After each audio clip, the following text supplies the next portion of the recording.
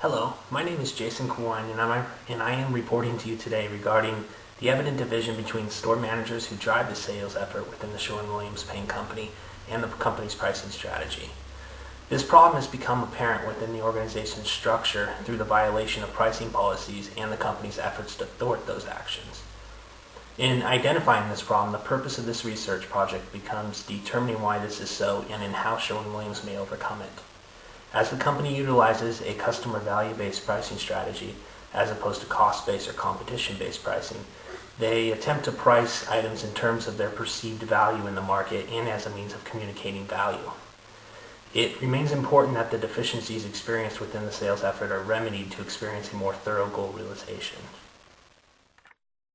The primary objective of this effort became to determine if there was a correlation between manager understanding of the Sherwin-Williams pricing strategy and the frequency of pricing violations. A secondary objective of this research project was to add to the limited understanding for the deterrence in enrolling customer value-based pricing. Through a strategic assessment of the Cal Central District's managers, I was able to explore the relationship between manager familiarity of the company's pricing strategy and the frequency of pricing policy violations. However, before this step was taken, it was necessary to review the professional literature on the matter and related subjects. In reviewing the professional literature on the subject, it has been found that customer value-based pricing is recognized as being one of the most effective pricing strategies, but is also seldom prescribed to or effectively pursued.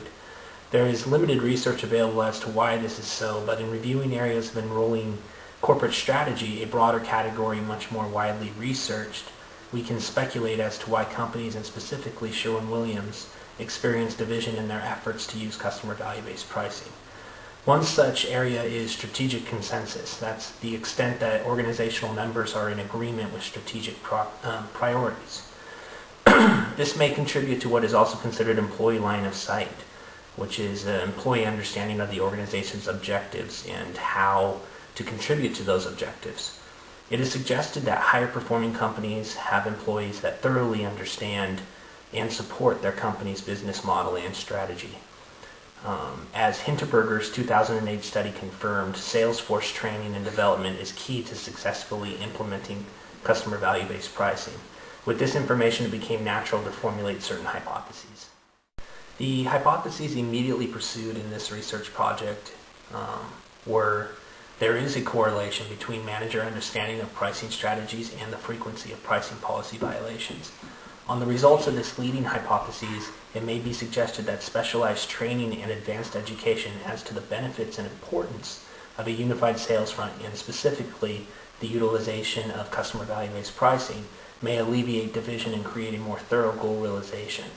To investigate a potential correlation, the research approach would involve a survey adapting a needs assessment model.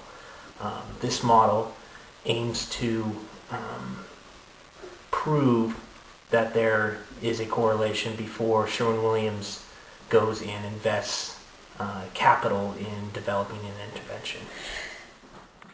A survey instrument asking 3 questions was used to gather data from 19 store managers. The first question asks the managers to rate their familiarity of cost-based, competition-based, and customer value-based pricing strategies. Should they have rated themselves familiar with any given strategy, they were asked to provide a brief definition. The second question asked what strategy they feel would best serve the company's needs, and then separately which strategy would best serve their own interests.